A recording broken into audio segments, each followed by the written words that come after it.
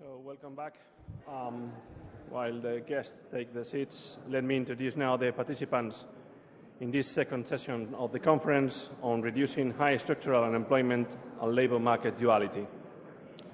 This session will be chaired by Olympia Bover, our head of the Microeconomic Analysis Division. Olympia, the floor is yours now.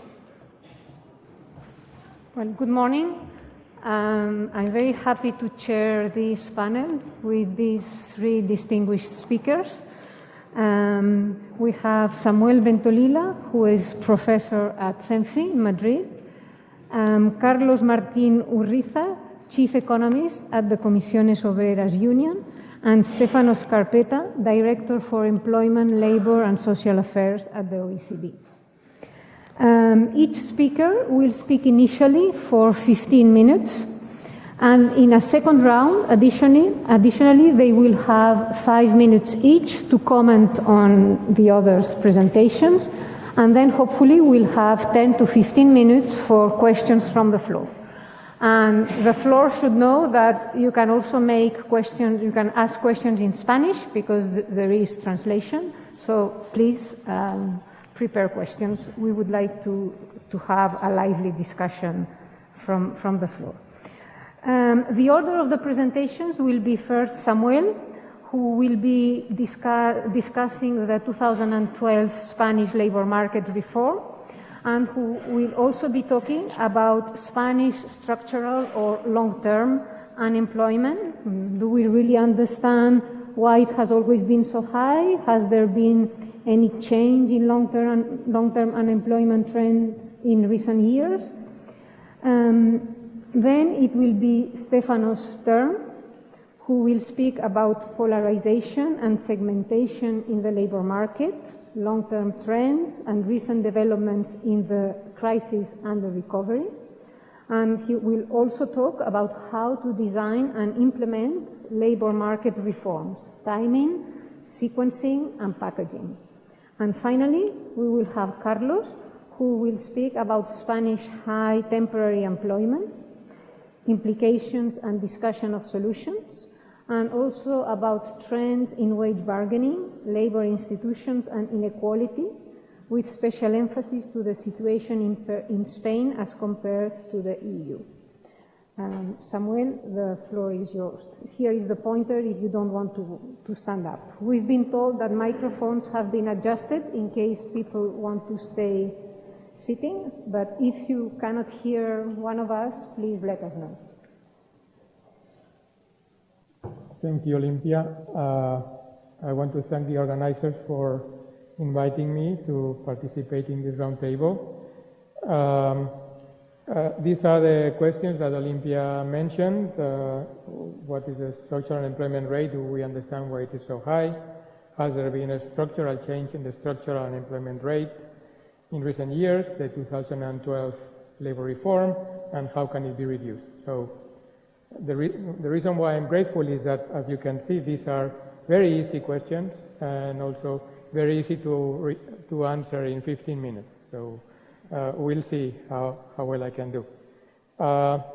So just to show you some dimensions of our underperformance, the standardized unemployment rate is 16.6%, and in the euro area is 8.7%, and the US is 4%. So we underperform also in the employment rate. We have a much higher temporary employment rate, and we have a much higher youth unemployment rate. So those are some of the challenges. Let me show you a graph with the actual unemployment rate, the red line, and then two estimates of the structural unemployment rate, one from the Bank of Spain by Cuadrado and Moral Benito, which is the blue one, and another one from the OECD. And that's called the NAIRU, and as you can see, the actual is much more volatile than the structural one, as it should be, but much more volatile than in other countries. The range in that period, which is 30 years, 87 to 2017, is between 13 and 16, so it's very high, the structural one. The average, depending on which measure you take, is 14, 15. Again, it's very high. In the euro area, the average is 9%, which is still high, but much lower. And these estimates are based on the Phillips curve, wage-based or price-based. They are rely on the idea of the natural unemployment rate, which is being questioned now by macroeconomists. And they actually provide very little information on the structural, the underlying determinants of the rate. So I don't think they're really very useful. So let me move on to a different measure, which would be the average unemployment rate. Around 2000, there was an approach fostered by Blanchard and Wolfers, combining shocks and labor market institutions to explain the unemployment rate. But this is reduced form and is not structural, but the average unemployment rate over 5-year periods. And at the OECD, they had a development on that. So someone who is in the audience and I were very bold, and we made an application of this model to Spain. And we said, had Spain had the labor institutions that the average country in the OECD had, the unemployment rate would have risen by 6.7 points rather than the almost 14 points that the model predicts. So that was an indication that the institutions were behind a big chunk of the evolution of unemployment. Now this approach has been sort of challenged, and there is a new estimate that says that actually globalization should be included in this approach, but there's still role for these institutions like employment protection, unemployment benefits, and tax wages. So I think that although we haven't updated the computations, the institutions are very much still behind the high levels, although we still need macro models to really make structural assessments. The 2012 reform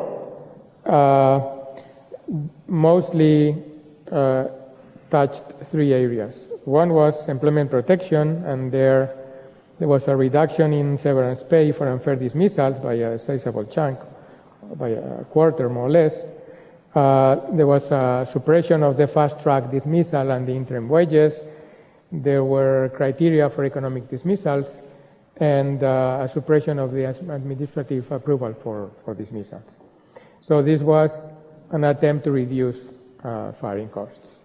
There was also a change in collective bargaining, which gave priority to firm-level agreements, limited the extension of expired agreements, and made easier to have temporary opt-outs from higher-level agreements. And then there was some measures to make reorganization of production, of employment easier, trying to seek internal flexibility. Now, what have been the effects? Well, according to these estimates, the structural employment rate has fallen by 0.2 to 0.7 points, so less than 1 percentage point. But, in the euro area, there was also a fall of 0.4 percentage points, so the differential is not very high. Then, in terms of dismissals, there have been more out-of-court settlements, but little effects on the rulings on dismissals by judges. Behind these things that I'm saying, there are references, but I'm not going to quote them. They are in the presentation, which in the website, and the full references are there. Okay, so I'm going to skip the attributions. Then there was a somewhat higher flow from unemployment to permanent jobs, and somewhat lower flow from temporary jobs to unemployment. But these are minor changes.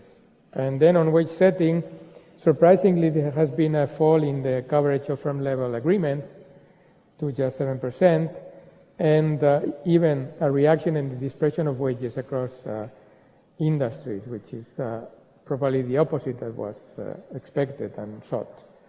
And a small use of opt-outs, and then a small increase in real wage flexibility, which I'm going to explain in a minute, from 0.13 to 0.26. So I want to focus on two areas.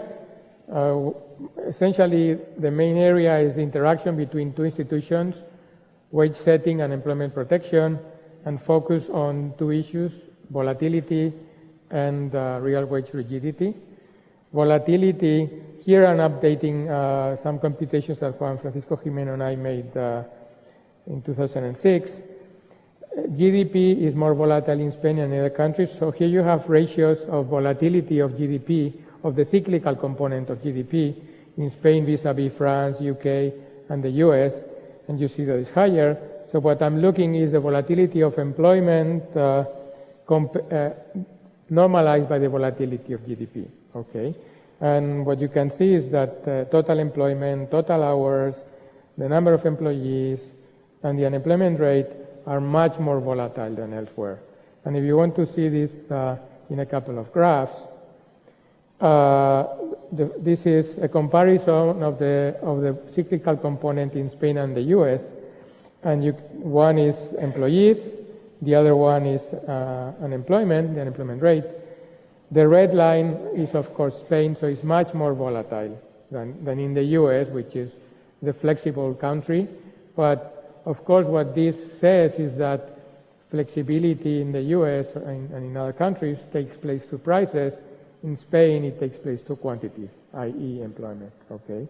So this is what we would want to avoid. And one figure that I find really astonishing is these are the shares of temporary contracts by duration. 40%, we don't know how long they last, but if you look at, I don't know, I cannot point, but the second line is the proportion of contracts that last for up to 1 week, okay? So this has gone from 15 to almost 30%. So 30% of temporary contracts that we know the duration of total contracts last for at most 1 week, and then about 12% last for 1 month. There is no economic rationale for this, okay? This is just driven by regulation. And other effects of flexibility are very slow insertion of youth, lower productivity, and also, according to several models, higher unemployment. So I move to the second area, which is real wage flexibility. The idea is how much do real wages react to the unemployment rate? In principle, they should go down when the unemployment rate goes up. In Spain, they go down by very little. You have one estimate there by Font et al. From 0.2 to 0.5. This is a semi-elasticity technically. It's much lower than in any other country that you can look at. Okay, so why do I say this is paradoxical? Because when you look at what happened in the recession, this graph is complicated. Okay, is the change in the red line is changes in 2013 vis-a-vis 2008 by different points of the distribution of wages. So the first decile, the second up to the 9th decile. What you can see is there's a huge fall in real wages. At the trough of the crisis is 20% at the first decile, 12% in the next one, etc.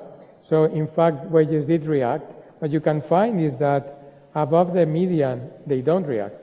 I mean, actually, for some decile, you have an increase in real wages in a huge recession. So part of the rigidity is there. And actually, I want to point out, and Carlos may want to pick up on this, above the median is the part of the distribution where collective bargaining is less important. So this is telling us something.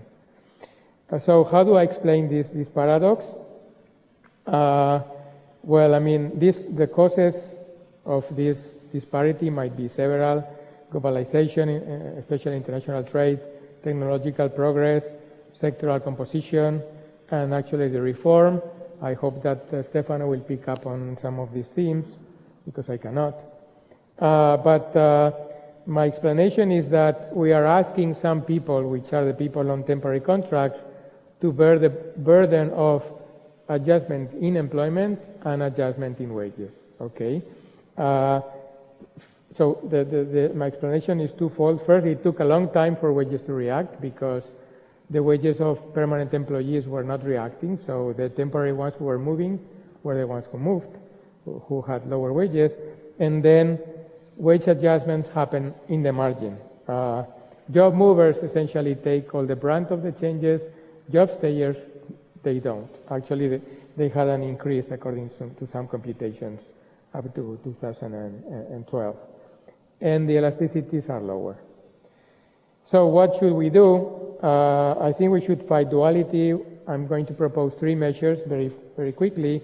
One is experience ratings, which happens in the US, penalize firms with high turnover, regardless of the type of contract. Second, what is called the Austrian fund. Firms are contributing to the severance pay along the way, and then when they fire, the worker gets this part of the severance pay as a fund or in the retirement. And the single contract, which has been proposed, although this is not politically viable, in my opinion. And then increasing wage flexibility by fighting duality and also raising the representativeness of the social partners so that collective bargains are not automatically extended if they don't have it. So other issues, and this is my last slide in 1 minute. So these are the issues I think we should do more research on, and also eventually when we understand them, have some policy about them. One is wage inequality, understanding where it's coming from. Long-term unemployment, the unemployment rate has gone from 27% to 16.6%, but the share of long-term unemployed, that's people unemployed for more than 1 year, has gone down from 64% to 50%, okay? So, as the governor said, there is a danger of hysteresis there, difficulty to reduce the unemployment rate, and for 36% have been unemployed for more than 2 years. So this is really worrying. And I think active labor market policies should be working there. And the last point, of course, is total factor productivity, which will be picked up in the next session. And there, according to the Banco de España estimates, we're in the same level as in 1985.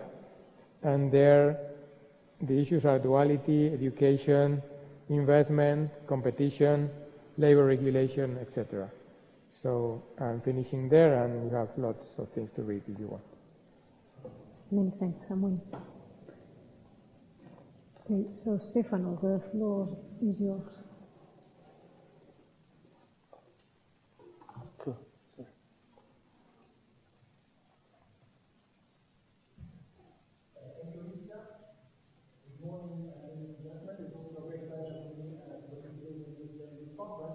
Building on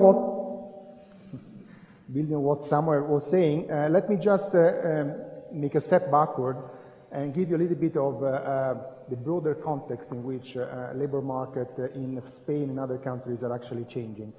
The first point I want to make is actually that, as we all know, our economy is undergoing a major transformation, among other things because of the digital transformation. There are many ways in which we can characterize the depth and speed of this transformation. Here I choose a chart which just present you the evolution of the number of industrial robots in the global economy. There were only 83,000 in the early 2000s. There are about 300,000 in 2016. By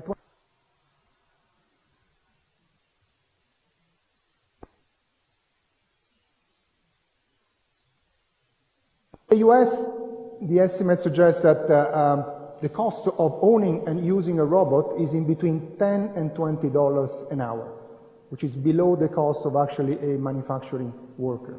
So this is a very deep and very rapid, as you can say, change. The second is actually that our economies are becoming much more integrated through global supply chain. Again, one way to characterize that is by looking at the share of workers who are actually working for foreign demand, not for the domestic demand, using our data on the trading value added. And you can see here that in a country like Germany, almost 40% of the workforce is actually working through the global supply chain, not only for the domestic, but actually for the global demand.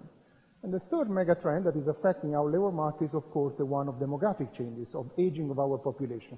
On average, in the OECD countries, today there are 4 people of working age for every person 65 and more. By 2050, there will be 2 persons of working age for every person of 65 and more. In some countries like Italy, Spain, Japan, actually there will be something like 7 people of 65 plus for every 10 of working age. So substantial, deep transformation because of digital transformation, because of the integration in the world economy, but also because of demographic changes. The point I want to analyze before going to the labor market again is that what we find in the micro data, look at the productivity performance of firms, is also a decoupling between the productivity performance of the firms at the frontier. Here you have the top 10% firms, frontier firms, both in manufacturing and services, compared with everybody else.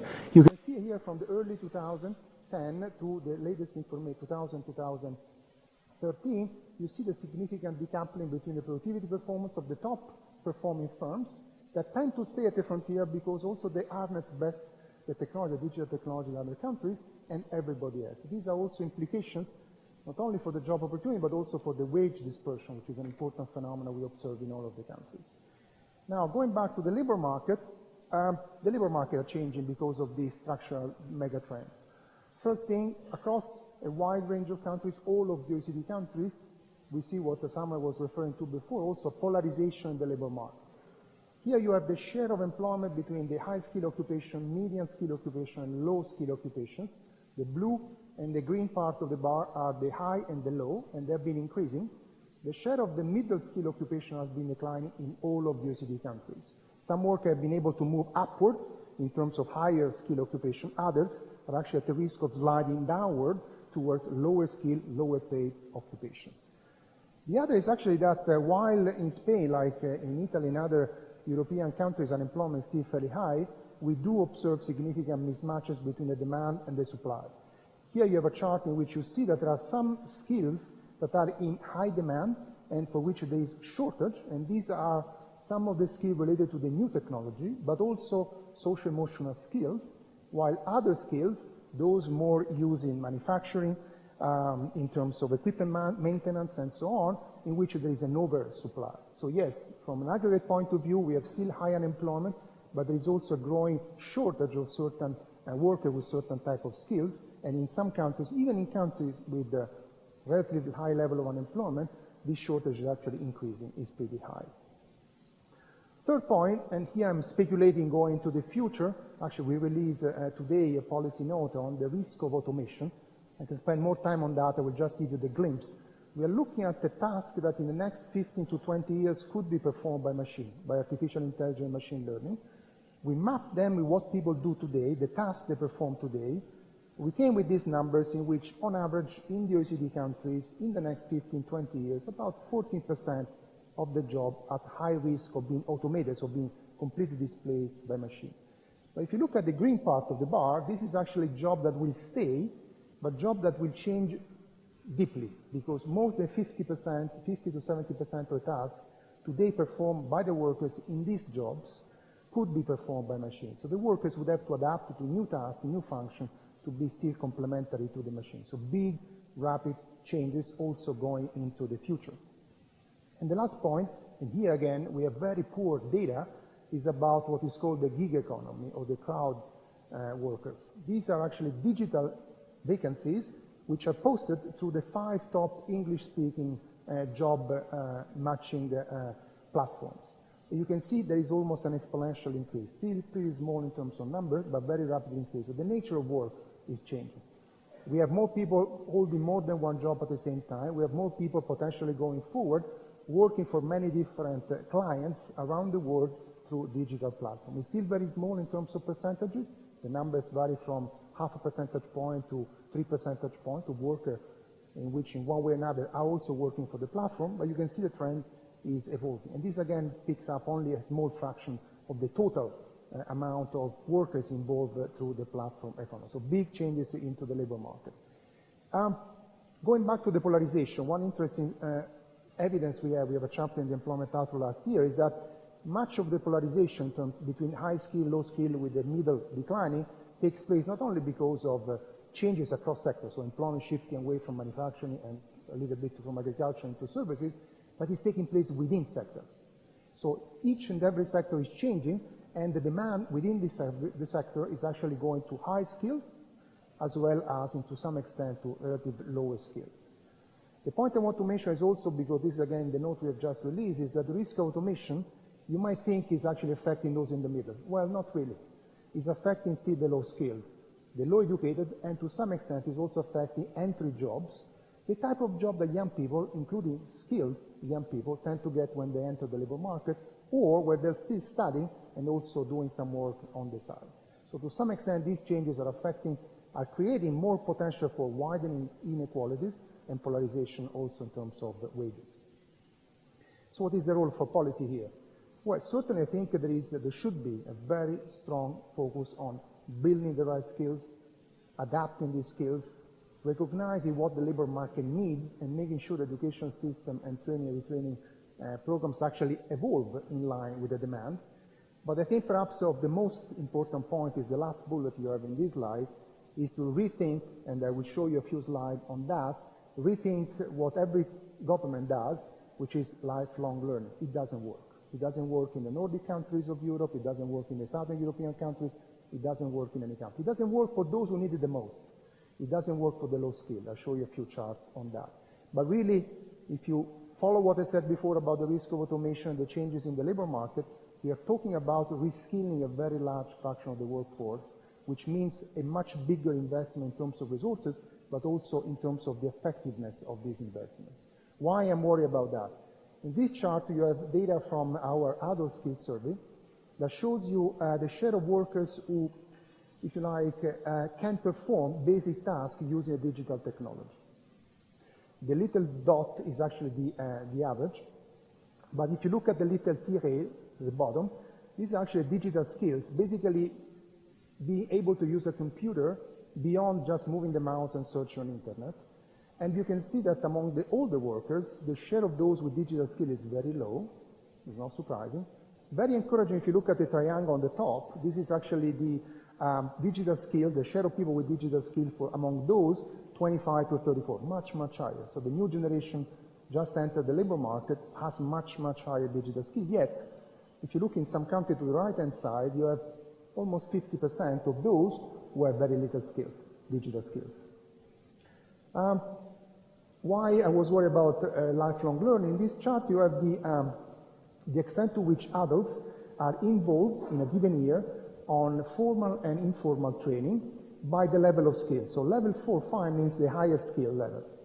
Level below 1 means those with the lowest skill. And again, across a wide range of countries, you see that the low skill get a third or a quarter of the training and retraining that the high skill get.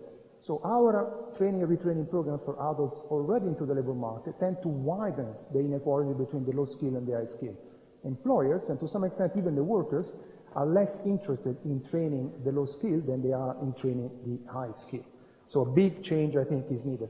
In my remaining 4.5 minutes, let me move on to the point that Samuel was presenting to you, because indeed, if you look across the board of the reforms that have taken place in the European countries in particular, you see major changes in what we call the employment protection legislation, the regulation affecting the hiring and dismissing of workers. Here, the little arrows in green points to the changes in our indicator of the strictness of employment protection legislation for regular workers. You can see there has been a significant convergence to the mean, in the sense some of the countries with the most rigid regulation have moved towards the average.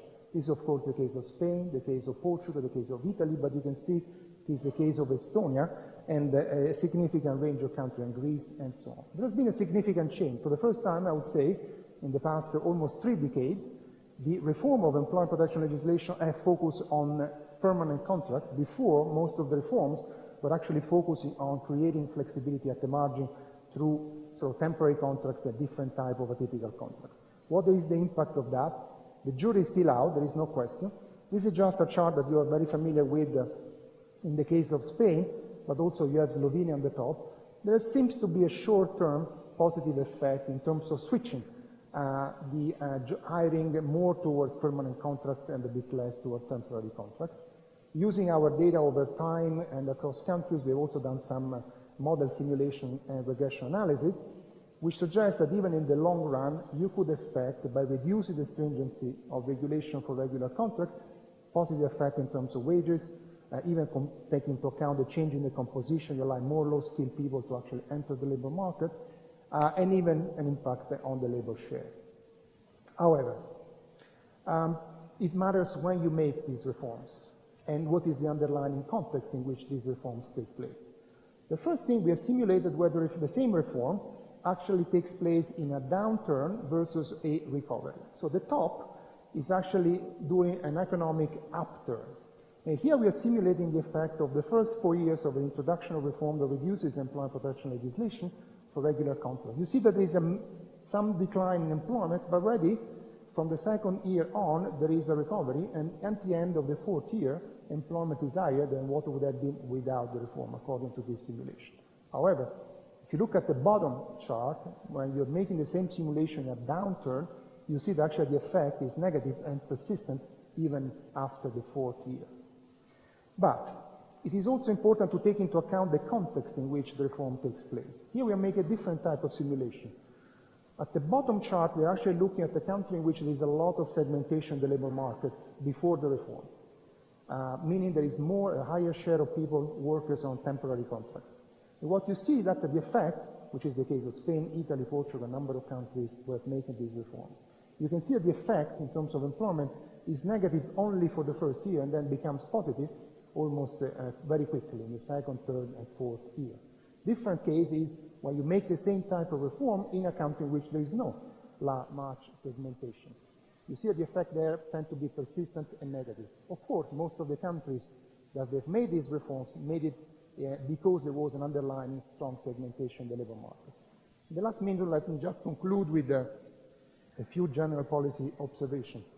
I think, as someone said, I think it's very important to combine any reform of employment protection with a very strong effort on not only the income support to the unemployed, but an effective activation strategy. Activation means that you actually really put in place a mutual obligation principle whereby job seekers receive income support, but also receive well-targeted support in terms of job search, training, and retraining. To some extent, some of the countries that have implemented this employment protection legislation reform are still lacking, including Spain, but also Italy, Portugal, and so on, are lacking of this fundamental pillar. Making the reform on EPL without having a strong activation system on the other end may actually not generate the kind of expected positive outcome you would expect. Yes, you might influence the demand side, but on the supply side, you might still have problem of persistent unemployment, and actually you're not able to mobilize the unemployed back into jobs as quickly as possible. So that's, in my view, is an important area in which, of course, depending on the institutional system, countries have to do different things, but the south of Europe actually share, at least Spain and Italy, the same problem of fully centralized active labor market policy, which is good because in theory this policy can be tailored to the needs of the regions, but on the other hand, I think it is important to make sure there is good guidance, common practices, good profiling of the job seeker, and good targeting of the active labor market policy. Money is an issue. I think beyond the money, I think what is very important is what you do with the active labor market policy resources you have. Thank you. Carlos?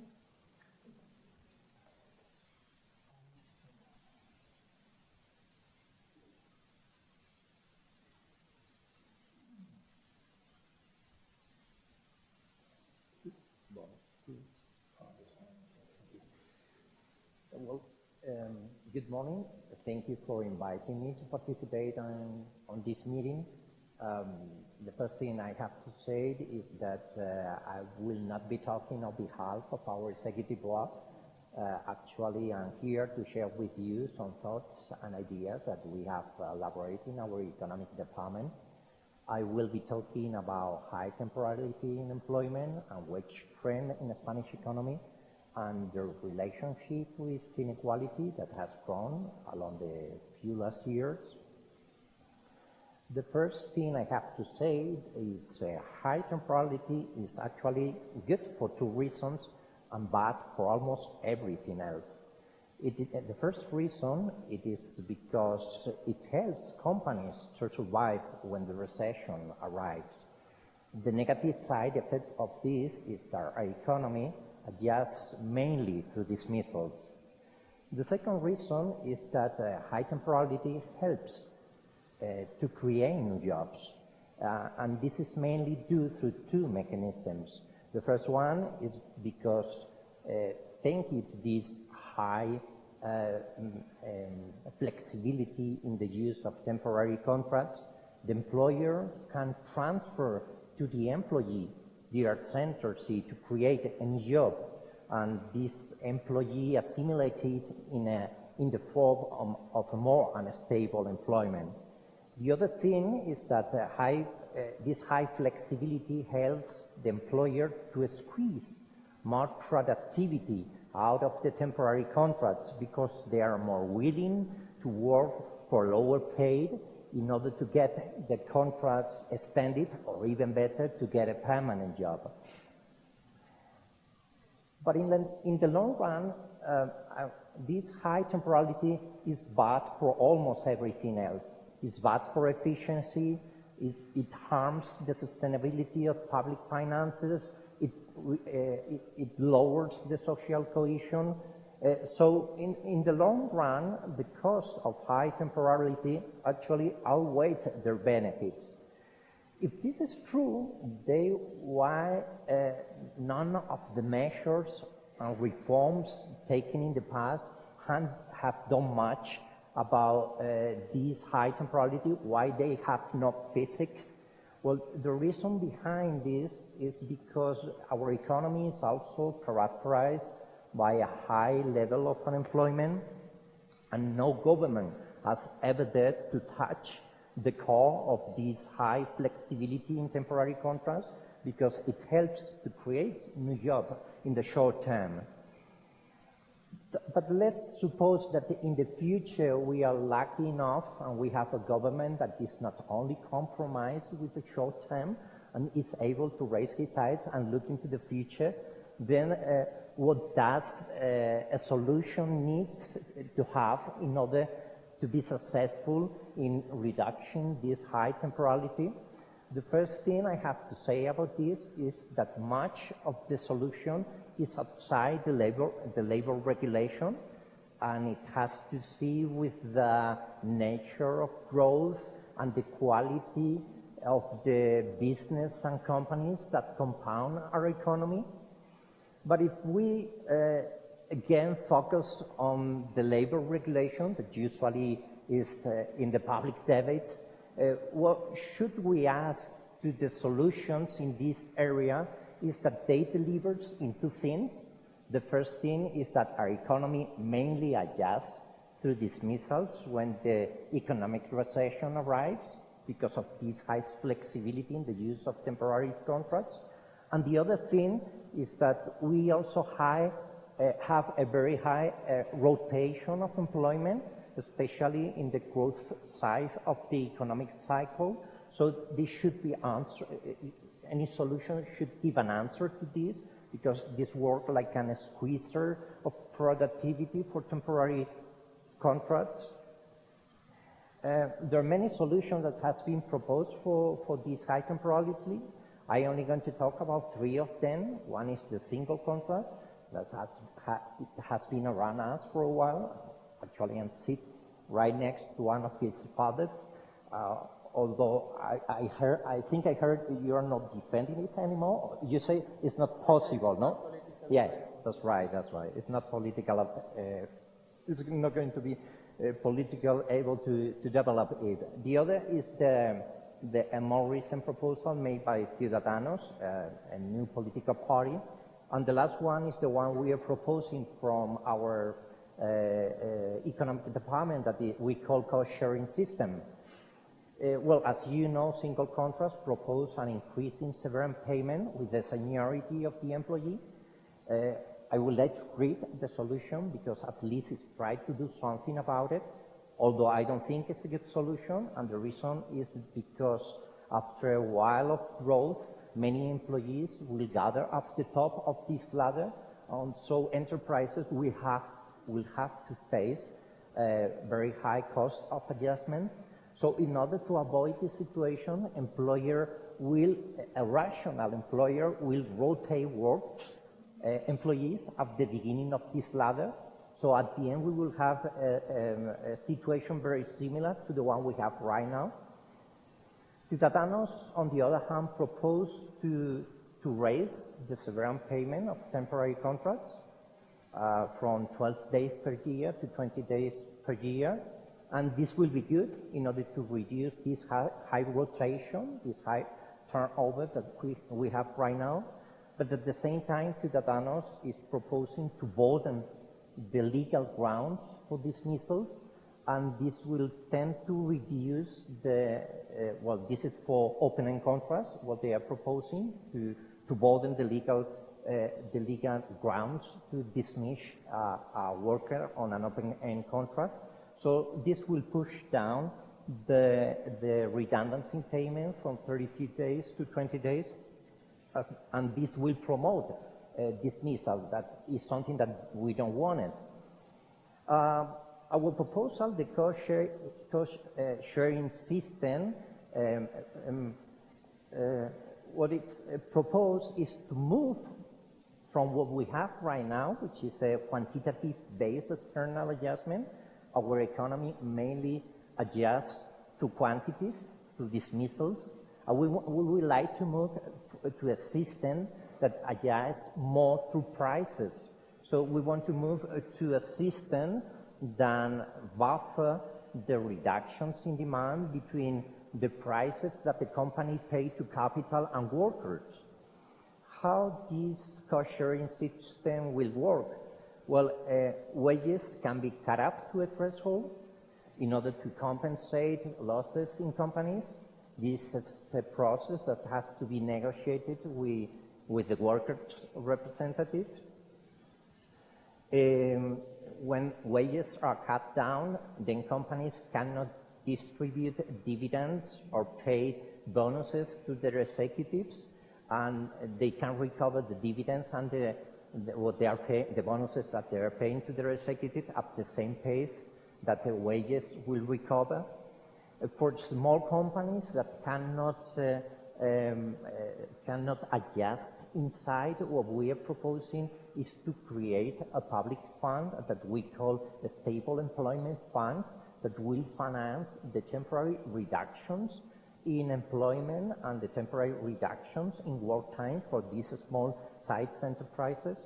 So at the end of the development of all these systems, we will only have temporary contracts for training, for the substitution of employers, of other workers, and also for periodical seasonal activities.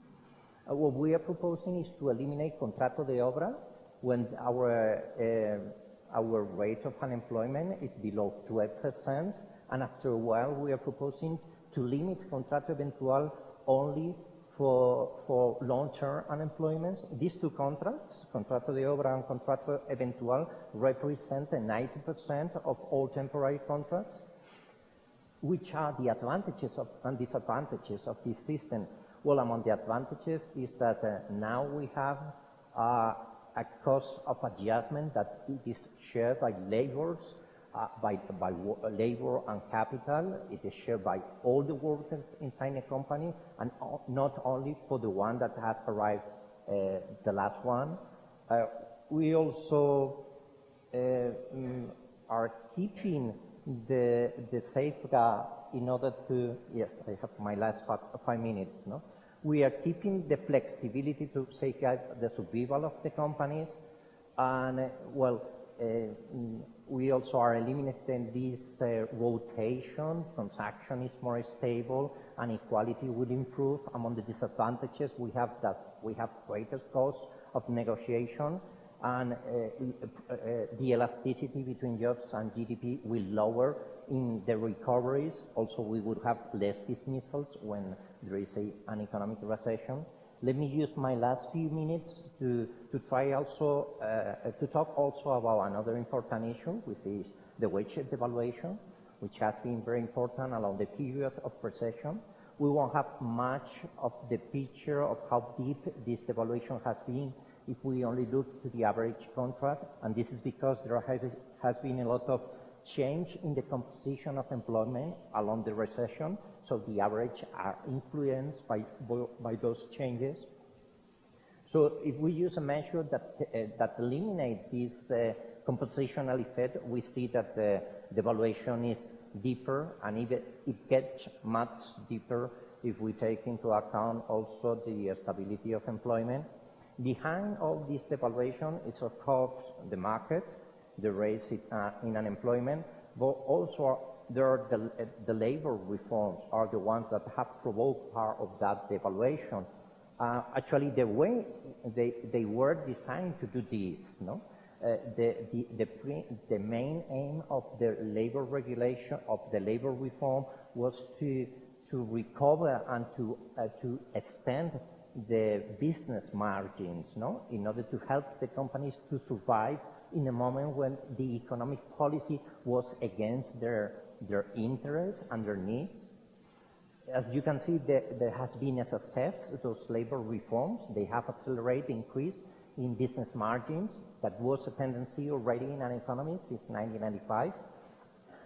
The companies have spent this money in reducing their indebtedness, and right now the level of debt of the Spanish non-financial corporation is even below the Eurozone and at the level of 2005. So we can say that in that area our companies are doing already well. But the problem is that part of that extra money that the companies got from wage devaluation and from productivity, they have spent it in maintaining and even raising the profit that they have distributed, and this has to generate an equal share in the burdens of the recession between labor and capital. This unfair distribution of the burden is continuing during the recovery. As you can see there, in the last 2 years, the employees' compensation is growing below productivity, and the reason behind this is because the measure that has introduced labor reform in order to pressure down wages are still there. While all of these, high unemployment, wage devaluation, the instability of employment has raised our index of inequality.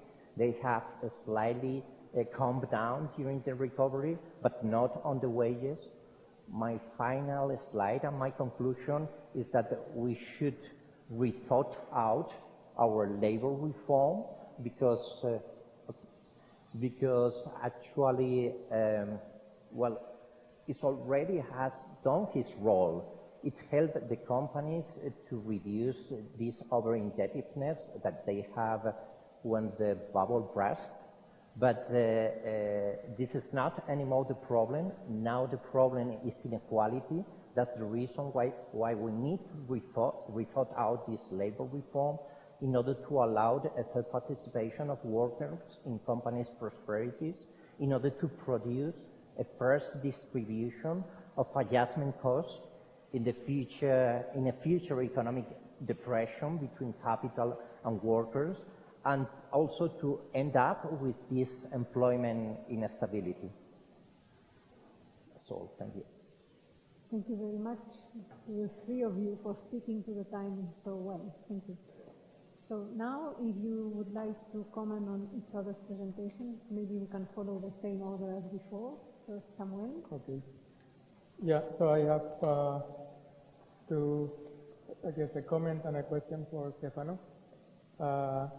The comment is that I very much agree on the policy issues that we took at the end, the need to combine activation and social protection, and I hope that maybe our government will take up this nice graph that we showed with no cost of EPL reform for dual countries.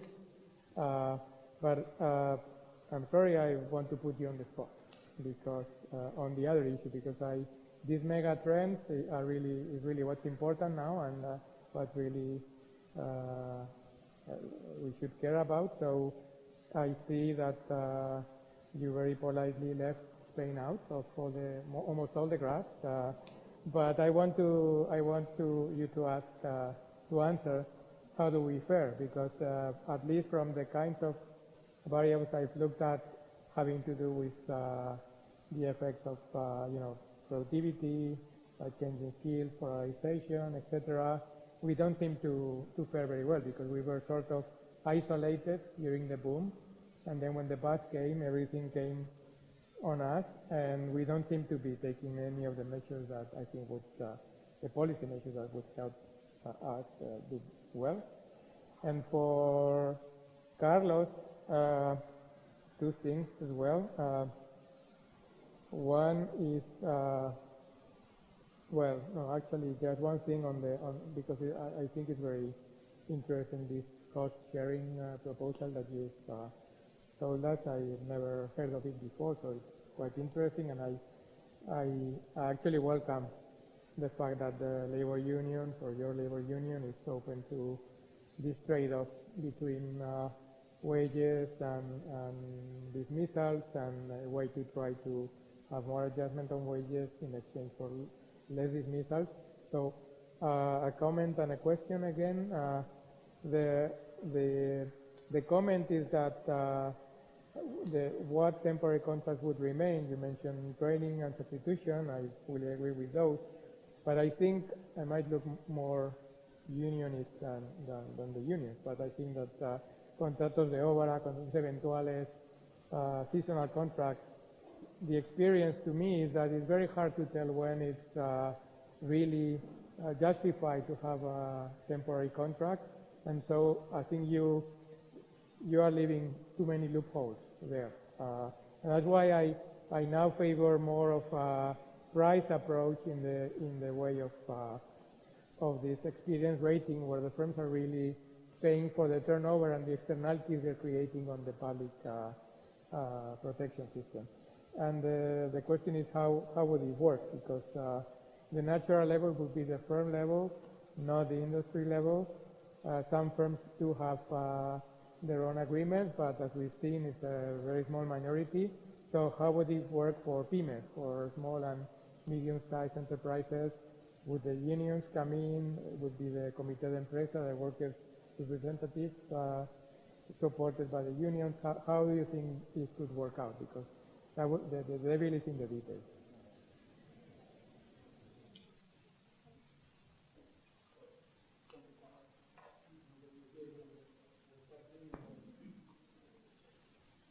Right. Thank you, Samuel. One point about the activation, which is indeed something we have been saying for a long time. I think there are two issues here. One is resources. The chart I showed you before about what I think is the major challenges Spain and other countries are facing of retraining, training and retraining a very large fraction of the workforce. We require resources. But here I really see a problem of chicken and egg, in the sense that there is some mistrust about the effectiveness of how resources for activation are used, which also implies that some governments are not putting enough resources into that. So we have to fix, to some extent, how we deliver active labor market policy at the same time at which we have a serious discussion about making sure enough resources are available for activation, and in particular on training. I was just at the G7 Labour Ministerial meeting a week ago, and one of the issues the Canadians put forward is what they call a fair adjustment fund. So some resources, because of this mega trend, that are devoted to help those workers and families who cannot really sort of benefit from this transformation and might be at risk of losing out of that. Now, about Spain, well, the chart I show you, just to give you a glimpse, of course, I was focusing on the G7 because, in my view, gives a very good sense of the different contexts, and yet similar patterns emerging from the different countries.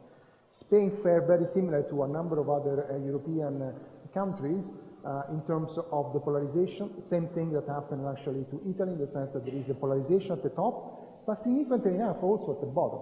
So Spain and Italy are creating a lot of jobs in relatively low-skill occupation, perhaps more than other countries in which the hollowing of the middle is more at the higher end of the skill distribution, a bit less on the lower skill. Certainly a country that is aging rapidly, as much as Italy, maybe not to the level of Japan, but not that far from that. is a country which is also part of the global supply chain, not to the same extent as Germany, but still to a significant extent. And where there is a risk of automation which is sizable, I think is not that far from Italy again, which means that you might be having 14–15% of jobs at risk of automation. There's a huge uncertainty out there on that. What I think it matters the most for me is that there is another 30% in which the job will change substantially, and the worker would have to adapt to new tasks and new functions. If I can, going back to a few points that Carlos actually made, so I'm loading you, Carlos, with a few more points, because I really like also your presentation. One is, I think we've got to be careful about thinking that you can reform the labor code in downturns and upturns. For every season, for every part of the business cycle, there is a better reform. Because one thing that employers, I think, or everybody, including workers, ask for is some sort of stability of the rules of the game. So I'm somewhat concerned. Of course, there is a lot of experimentation. If reform did not work, had to be changed. There is no question about that. But I'm just concerned about the fact that you might have one reform that is done in a critical time when the country was really in a dear situation, and then one thing starts getting better, because this is actually the discourse that you might have heard this time in my country, in Italy, in which they want to undo the Jobs Act. Of course, the Jobs Act has to be evaluated. If it doesn't work, it has to be changed. But we have to be careful about thinking that there is a reform for downturns and a reform for upturns. The point is also that you made is about making temporary contracts more costly. And actually, some countries try that, including my own country. They try to reduce the maximum number of renewals, reduce the maximum duration, raising social security contribution, precisely to internalize the cost of adjustment is associated with temporary contracts. Of course, as soon as the hiring on temporary contract declined, the government withdrew that reform. So we've got to be careful again about playing with that. If you don't do it as part of a consistent framework, in which you also look at what happened on open-ended contract. But the only point I want to make is also that, in my view, some of the recent reforms, including the one in Spain, but also in Italy, the issue was not only to reduce the cost of dismissal, but to clarify or to give more clarity about how much does it cost to dismiss a worker for economic reasons. And that, in my view, matters even more than the actual cost, I would say. Think about Germany. If you look at the chart of Germany with the stringency of employment protection legislation, Germany is more stringent, if you like, than a number of other European countries. Yet only 3% of the cases of dismissal go to court, and the other are resolved by a mutual agreement between the employer and the worker with the support of the union. So I think some clarity on the potential cost of dismissal, depending on the condition for the dismissal, in my view, it's important. Perhaps even more than reducing, if you like, the severance payment of the compensation in case of unfair dismissal. These are some of the points I want to share. Many thanks. Well, maybe I can start by the end, answering to Stefano. Well, I think our labor reform was made in a situation of national emergency, So the answer that it gave were just for that moment. So at that time, we have an over-indebtedness in companies, and the economic policy were against their interests, because we actually were pulling down of an economy that was already falling. Also, the monetary policy delivered by the European Central Bank wasn't helping either the companies. So, well, I criticize the part of the reform that it has to see of how we are sharing the burden of, in order to save the companies. But now we are in a completely different situation. Now the danger is in other place. Now what we have is this raising inequality. We have a lot of people angry. We have political extremist political options that are growing, and the reason is this inequality, this instability in employment, is this high unemployment, And I think that this is the reason why we should rethought our labor reform in order to adapt to this situation, because we already saved that situation of emergency, and we now could move what you just said, to labor regulation that is more stable. I agree with you, no? We shouldn't be changing our labor regulation every 7 years, which is something that we actually do, no? When we want to fix our problems of our economy, the government, the first things that do is just to change the labor regulation. And we don't give much thought about the quality of the companies or about where we are heading or which is the nature of our growth.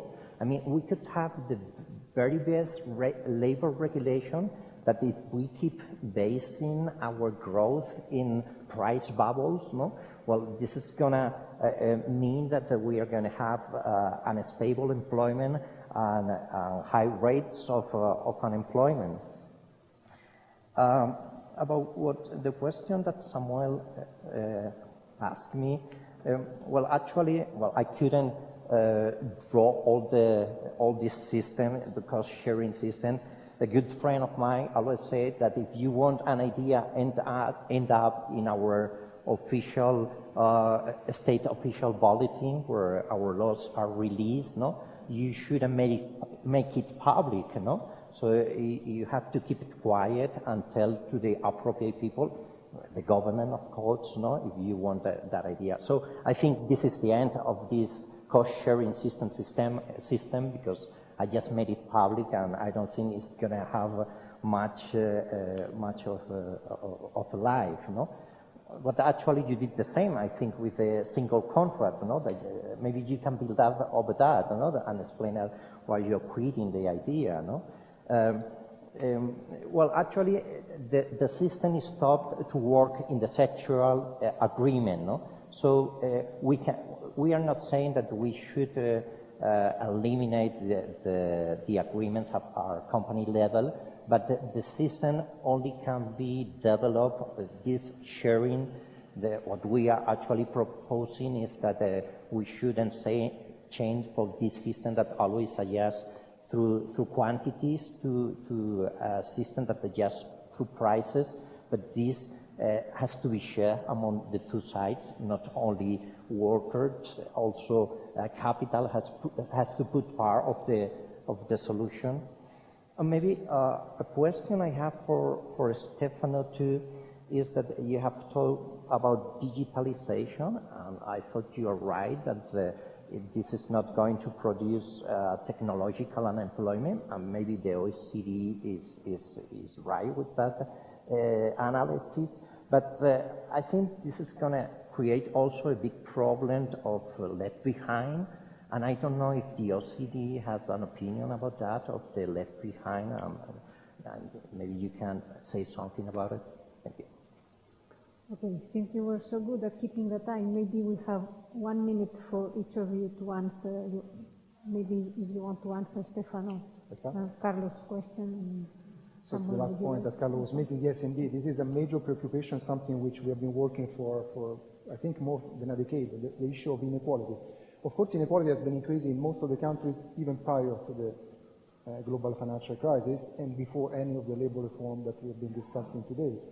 And I think to some extent this is related to what I was showing you, some of these mega trends that are basically leading to not massive unemployment yet, but certainly more wage dispersion and more dispersion and polarization in terms of job opportunities. This is already happening, is already there. If you like, looking at the trend, is likely to going forward to increase even further. So yes, at OECD we are very worried about the wage dispersion, the impact that has on disposable income inequality, but also inequality of opportunities, because all of that, we're actually releasing a book in a month on social mobility. And what emerged from that book is actually that you have sticky floors, so people get stuck at the bottom, but also sticky ceilings, if you allow me. So if you're at the top, you tend to stay there, and in the middle, there's a bit more mobility. And this is true in a wide range of the OECD countries. So I think our reflection on the labor market has to be fully related to what's happening also more global in terms of inequality at the country level and in the different OECD countries. The solution, in my view, has to be focusing a lot on the opportunities for the workers, giving them opportunity and option to train and retrain themselves, give them option to move them from one job to the other, and so on and so forth. This is a big challenge. The point I made before is actually we have to reinforce the effectiveness of this intervention if we want to convince the policymakers, Minister of Finance, to put more resources into that. And the big question, if you like, the elephant in the room whenever we discuss these things, where the money is coming from. Because if you want to spend more on training and retraining and activation policy at a time in which the budget conditions stay pretty tight, it's not obvious where the money comes. If it comes again from labor taxes, then I don't think this will help a lot. It has to come from other sorts of tax income. Thank you. 1 minute for Samuel. Yeah, well, actually, I wanted to point out one important point, which is that we think that, as Stefano said, that you change the law and then things happen. Well, it's not, doesn't work this way. Let me give two very quick examples. You change the criteria, you clarify the criteria for economic dismissals, and then the judges say, okay, but we don't care. I mean, these criteria are met, but still we have to judge whether the dismissal is justified. And so then they are defiers. And another example, you change the 2012 labor reform, change the regulation of collective bargaining, but then, of course, there's always this clause that says, except if the parties agree otherwise. And so anytime that the union representatives and the firm representatives agree on anything, they roll back.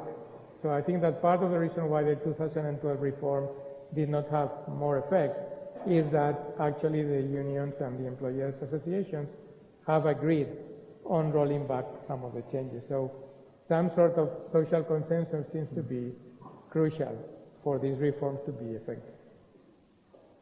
Okay, thank you very much. We now open the floor for questions. Juanfra?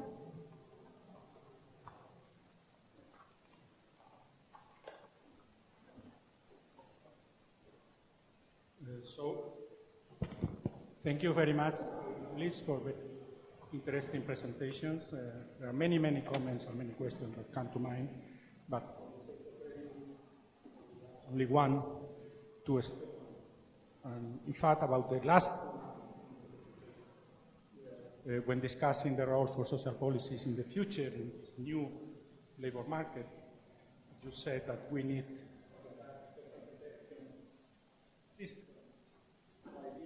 entitlements to individuals rather than jobs. I think that's a very important point because in this new market, the contributory programs that we have in the past are not going to work very well. They work as in the past. Now, so I wanted you to elaborate on this. To be more specific, what kind of instruments do you envisage to do this linking between entitlement and individuals, and in particular, the relationship with the kind of employment protection system being used based on individual accounts like the outcome fund and so on, or the national accounts for pension system and so on. And to what extent these instruments that are already there are useful for your plan to do this linking between entitlements to individuals rather than jobs. And secondly, what role for supranational employment policies and for international institutions in this plan, in particular for the European Union? Many of the instruments that you mentioned, funds for activation, social fund, restructuring funds, all the instruments are there. I mean, maybe not with enough money, as you said, but the instruments are there. So what kind of reform, if any, do we need to introduce to these instruments to make it compatible and useful for your plans of linking entitlement to individuals rather than jobs? Thank you very much for these questions. The first point is indeed what was in the slide on our social protection system are mature. We're based, in a nutshell, on a typology of contract, so an open-ended contract of long duration and the relationship between an employer and employee. That's what most of the European and actually OECD countries, the social protection system is based upon. The labor market is evolving. There are people moving from one job to another, people holding more than one job, so the system is no longer providing adequate support to some workers. It's actually very good for some, but actually less and less so. Just one statistic is a European study, suggests that if you are self-employed, in more than 50%, in 17 OECD countries, if you are self-employed, you do not receive unemployment insurance. You don't have unemployment benefit. And actually, in almost 40%, if you have an accident at work, you are self-employed, you are not covered by the risk of accident through insurance, through the social protection system. So the system is working less and less well. The idea of an individual account is something which is an entitlement that the individual worker has. France is actually experimenting that with the compte personnel de formation et compte personnel d'activité. It's a way to give an entitlement to the worker in terms of social protection and training, which is tied to the worker, not to the job. So that entitlement goes from one job to the other and allows full portability. So when you start your work, you get an entitlement, certain number of hours of training, you accumulate them over time, you can use them, deciding with your employer in terms of training, but also deciding with the public employment service of what you may need in the medium term in terms of retraining yourself to be able to stay in the job, move into another job. It's not to substitute the social protection system, it's actually a complement to the social protection system we have, but moves to some extent the protection away from the job, from the contract, to the worker. In a world in which people will change job more frequently, in which people may hold more than one job at the same time, this might be the way to go. And France is experimenting that front. Germany is thinking about the same thing. I think it's an important step. To some extent, we are doing that a bit more with the pension system in the countries in which you have defined contribution, because what you get is what you put in. I think we have to extend that to a number of other elements of the social protection. One final observation, because Samuel made a very important point. Whatever you put into the law, whether or not it's applied depends on other players, including the judges. To some extent, some of the reforms in Italy, for sure, have tried to reduce the discretion, and the French reform as well, have tried to reduce the discretion of the judges on what is an economic dismissal, what is not an economic dismissal. I think this is a step in the right direction. Of course, we have to see how this will be implemented, how the jurisprudence will evolve, and whether the clarification that was put into the law was enough to actually reduce the heterogeneity in the way similar cases are treated actually by the judges. In France, it's a huge problem. There is a beautiful chart I don't have with you, in which shows you by tenure the compensation given by workers on the same case. So the same type of dismissal can vary from this to that. It's huge disparity, depending on the judge, depending on the context, depending on many other things. Now, by setting a certain guideline on the kind of compensation workers will receive by tenure, potentially this dispersion, this heterogeneity could be reduced. But we have to see exactly whether the judge will use it or whether will define the dismissal different from an economic dismissal. Yes, I thought.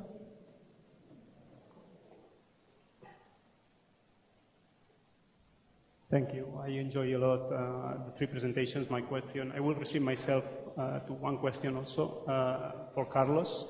I would like you to elaborate a little bit more on this proposal of cost sharing, because I didn't understand it at all. Indeed, I mean, you were saying that basically what you want is to allow reducing wages at a certain threshold. This is exactly what it is right now in the law. So you really want to change what is in the law, or because what we know basically is that firms, in a moment in which inflation was kind of zero, basically didn't really use that particular part of the law. No? So they use it, but they use it in hours. No? They didn't decrease wages, or the data that we have basically the data that Samuel points out basically in that particular chart is not really wages in hours, no? But basically wages in months. So basically it's taking all these hours worked, basically. No? So in a sense, basically when we try to think in mechanisms that increase the internal flexibility of firms and allowing them in order to reduce these wages, it really doesn't seem to be something that can operate. No? So that's what's your view, and which are the mechanisms that we can... Well, thank you for the question, because it gives me the opportunity to explain more this sharing cost system. Well, actually, I think that at least one part of the reform has worked a lot, which are the changes in Article 41 that allow now the entrepreneur to reduce wages, which something was not available on the law, and it can do it through a almost unilateral mechanism, no? So the problem now is that we are not negotiating that process, and this makes the big difference of what we are proposing and what is right now in the law. We are not negotiating the process of adjustment, of buffer the down drops in prices, in wages, but also we want to add also dividends, no? The profits that the enterprise distribute, but because what we have seen is that much of the burden during depression is being on the shoulders of the workers, and it has not been shared with the capital, no? So that's what we want to do, no? You're right, no? It's already in the law that entrepreneurs can reduce wages, and we want to move to a system that this is possible, but through a negotiating process. And this article is the one that has been more used by employers, no? Actually, the other measure inside the reform haven't been used much because they didn't need it, no? Wages were up here, and they used Article 21 to reduce it, and they didn't need to opt out of the collective bargaining because wages were up of the bottom established by those collective bargaining agreements. So this is the changes in Article 41. It has been the big change, you know, before and after the reform, and that's the reason we are proposing that system in order to try to change this for a more rational weights of adjustment. Okay, well, I'm afraid I think we don't have time for more questions, but maybe later during lunch we can talk a bit more. Thank you very much, and thank the speaker.